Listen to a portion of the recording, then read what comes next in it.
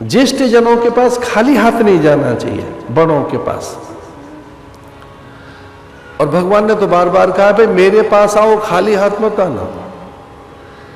अच्छा नहीं लगा भक्तों को कि भगवान को कुछ चाहिए? भगवान ने तो बार बार कहा खाली हाथ नहीं आना चाहिए, जब आओ मेरे पास कुछ लेकर आना। अरे क्या लाना? तो भगवान ने कहा पत्रम पुष्पम फलम तो मया भक्त्या प्रियच्छति। भाई गुरु के पास और भगवान के पास जाओ, खाली हाथ मत जाइए। तो लेके क्या जाए? पत्रम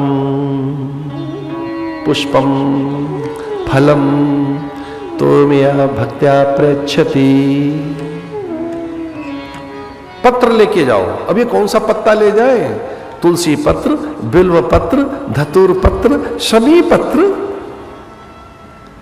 पत्र लेकर जाओ। पत्र भी चलेगा, पत्ते चले। तुलसी पत्र, विजया, शमी, धतूर, बिल्व पत्र। पत्रम पुष्पम, ज्यादा सामर्थ्य तो फूल ले आओ। स्कंद पुराण में आया है कि अगर गुरु किसी को फूल पत्ती की सेवा दे दे तो समझ लो वो सर्वाधिक प्रिय है। वो फूल पत्ती की सेवा देंगे नहीं किसी को, क्योंकि किसी को आता तो है नहीं फूल पत्तों का चयन करना, बड़ा कठिन है पत्रों का चयन करना, पुष्पों का चयन करना। स्कंद पुराण में ऐसा आता है। हमसे किसी ने पूछ लिया हमारा आपने हमको फूल पत्ती की सेवा दे रखी है, ये क्या बात हुई? मैंने कहा हमें पता नहीं, भगवद आज्ञा हुई, आपको बता दी हमने। इस करके भगवान के प्रिय हैं आप, हमें तो याद भी नहीं। हमें रोज सवेरे उपासना में पत्र चाहिए, पुष्प चाहिए, शमी और दूर्वा। अब कौन जाए? हम प्रातःकाल निकलेंगे। परिचित नगर में तो भ्रमण नहीं करने देते लोग। क्या लेके जाए गुरु के पास, भगवान के पास? पत्रम पुष्पम फलम। और ये न हो तो तोयम, जल ले जाओ। तो पूछा भगवान से कि जल ले जाए? आप महादेव तो है नहीं, आप तो नारायण है, जल तो शंकर को चढ़ता है, आपको कौन सा जल चाहिए? तो भगवान ने कहा आंखों का गीलापन चाहिए। अरे बावरे, लोटा नहीं चाहिए, आंखों का गीलापन। लोग देख लेंगे हमारी आंखें भर आई है, तो उन्होंने कहा हृदय का गीलापन। इतनी अंदर से एक आर्द्रता हो कि हम भगवान के पास जा रहे हैं, मंदिर जा रहे हैं। देखो मंदिर जाना बंद करो अगर उत्सुकता नहीं है मंदिर जाने की, उत्फुल्लता नहीं है, व्याकुलता नहीं है, एंजाइटी हो, अरे मंदिर जा रहे हैं, मंदिर जा रहे हैं। मुझे क्षमा करिए, किसी बड़े प्रसंग में और बड़ी पार्टी में जैसे सज धज के जाते हो वैसे सवेरे मंदिर जाया करो। प्रातःकाल वो ज्वेलरी उस तरह की, वो फर्स्ट क्लास ब्रांडेड चीजें आपकी। अरे भगवान से मिलने जा रहे हो, पता तो लगे ठाकुर के पास जा रहे हैं। और सवेरे को टकरा जाए तो पूछो, वो पूछ ले भी जा कहाँ रहे हो? भाई भगवान के पास जा रहे हैं, उनको धन्यवाद देने जा रहे हैं, ये सब आपने दिया है। ये जो दुनिया भर के अड़ंगे हैं, गुची, कार्टियर, रोलेक्स, पैटेक, ये अड़ंगे क्या है? भगवान के पास गीलापन। जब आप उन्हें पहनेंगे, देखेंगे, आर्द्रता आएगी। ये सब ठाकुर ने दिया है, भगवान की कृपा। हमको दिया कितना तैने, एक आर्द्रता आएगी, ये गीलापन चाहिए ठाकुर को। और ये किया महाराजा मनु ने। शत्रुपा ने कि हम ऐसा तप करेंगे कि नारायण को ही प्रकट करेंगे। मैं ईश्वर को ही प्रकट करना चाहता हूं अपने वीर में, उसका विस्तार देखना चाहता हूं। 12 बरस तक वो तप करते रहे, पति और पत्नी। करें आहार शाक फल कंदा, सुमरई ब्रह्म सच्चिदा नंदा। ये मानस में चौपाई आई है उनके तप के लिए। आजकल शाकाहार की बड़ी चर्चा है पूरे संसार में। शाकाहार में भी एक और नई चीज आई है, वीगन। उसकी और भी चर्चा है कि उसमें डेयरी प्रोडक्ट्स नहीं ले रहे हैं लोग।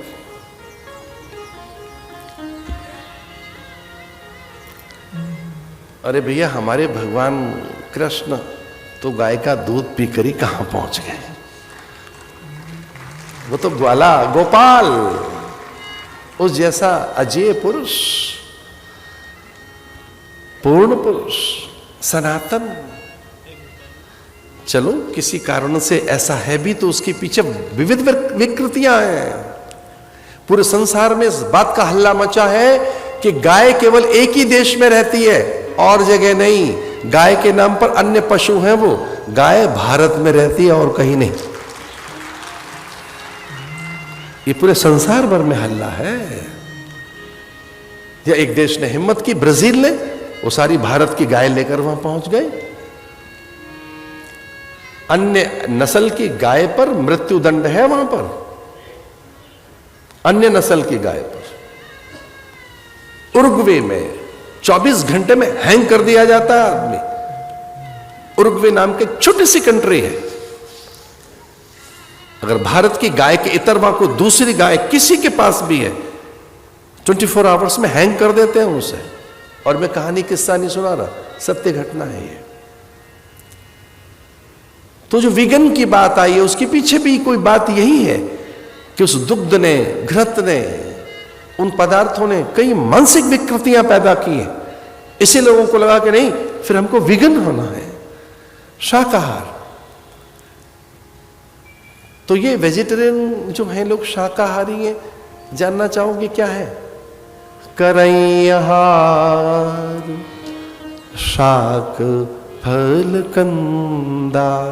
कंद, फल, शाक, ये तीन चीजें अलग अलग हैं। जब आप वेजिटेरियन होने की बात करते हैं तो ये तीन चीजें बिल्कुल अलग है। शाक, फल और कंद। कंद किसे कहेंगे? जो धरती के नीचे है। फल और शाक। फिर ये भी उन्होंने छोड़ दिए। कंद से आए वो शाक पर, फिर शाक भी छोड़ दिए तो फिर वो आए फलों पर, फिर फल भी छोड़ दिए तो पत्र से रहने लगे, फिर पत्र भी त्याग दिया उन्होंने, सूखे पत्तों पे रहने लगे। और एक पीपल के पत्ते में, सूखे पत्ते में, एक पीपल के सूखे पत्ते में लगभग 1 मिलियन ईयर्स के लिए तत्व छुपा होता है। 1 मिलियन माने 10 लाख साल तक के लिए पीपल का पत्ता मरता नहीं है। सूखा पत्ता, मैं गीले पत्ते की बात नहीं कर रहा, मैं तुलसी पत्र की बात करूं तो मिलियंस ईयर्स उसके द्रव्य, उसके रसायन बनी रहती है। विज्ञान कह रहा है इस बात को। तो सूखे, पहले तो कंद छोड़े, फिर शाक पर आए, फिर फल छोड़कर पत्र, पत्र से भी सूखे पत्र, और फिर वो जल के आधार पर रहने लगे, जल से भी फिर वायु के आधार पर रहने लगे, और वायु का भी आधार त्याग कर वो आत्म तत्व में लीन हो गए, और फिर नारायण प्रकट हुए। इतने नैसर्गिक हो गए, इतने प्राकृतिक हो गए, पवन के साथ एकीकृत हो गए, धरा, अंबर, अग्नि, जल, वायु के साथ, आत्म तत्व के साथ भगवान प्रकट हुए। और अभिलाष निरंतर होई, देखो नयन परम प्रभु सोई।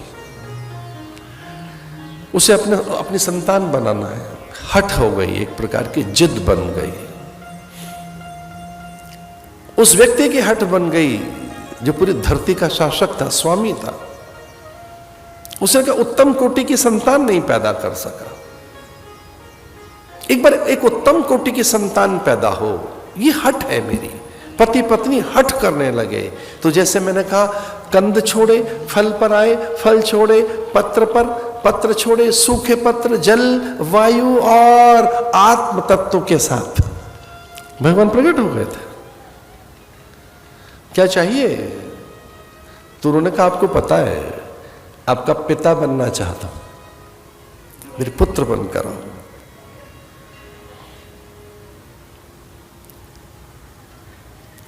यद्यपि वो काम शून्य हो गई थी, शत्रुपकाम शून्य हो गई थी, उनमें कोई अभिलाषा नहीं रही। तप के बाद उनमें कोई आग्रह नहीं रहा। और तप में आग्रह है, तप में कोई हठ है, तो फिर हठ बहुत देर के बाद पूरी होती है। शत्रुपा की हठ चली गई थी, शत्रुपा में कोई आग्रह नहीं था।